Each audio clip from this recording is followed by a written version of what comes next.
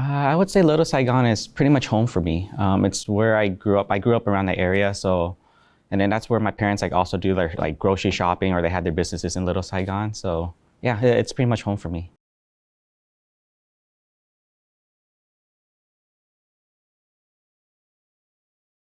I was actually born in the United States, so in Fountain Valley. So I guess since I was born,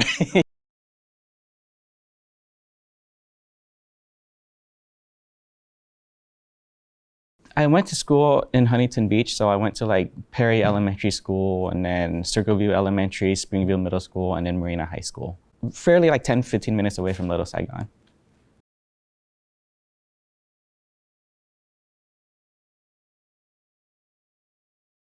So growing up, my parents didn't really talk about the history or anything like that. So I didn't really know much until recently when I started watching more like documentaries. I know that Little Saigon started off just like, it was pretty barren. And then we started settling in that area and started growing businesses there.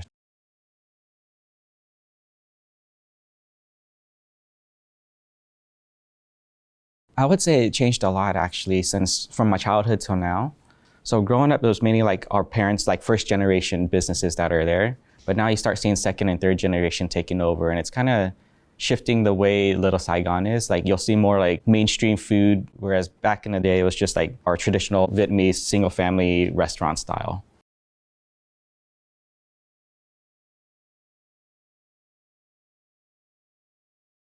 I think the challenges are there no matter what. So it's probably more so in the United States versus Orange County though, just because in Orange County, there's a bigger Vietnamese population here, whereas in the entire United States, not so much. But even in Little Saigon and growing up in the area, like we all experience like some sort of racism. I've been called all these, derogatory racial names. So I was at a yield sign. Vehicle behind me was just honking and stuff like that. He ended up pulling up to my side and telling me to go back to China.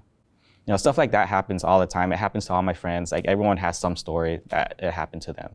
Yeah.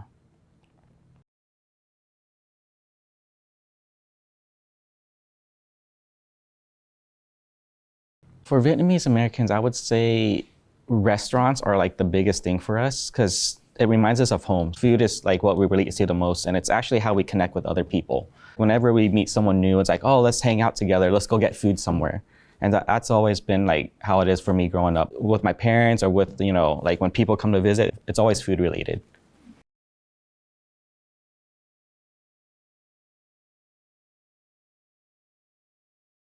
They probably don't visit it as much just because it's unknown for them. Like they're not as familiar. But I think in Orange County, we're a little bit more diverse. So more people are starting to venture out, especially now that we have second and third generation Vietnamese Americans like having their own restaurants. So it makes it a little bit easier for them to come in because it's like the food is more fusion. So it's more American-like. Both cultures can kind of see it and experience it together rather than like it's strictly being very traditional Vietnamese food.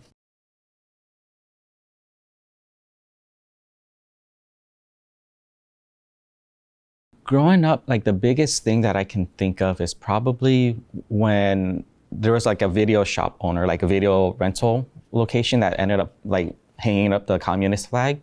And I just remember as a kid, like tons of people went out there to protest it. And that was probably like the biggest thing in Little Saigon that happened.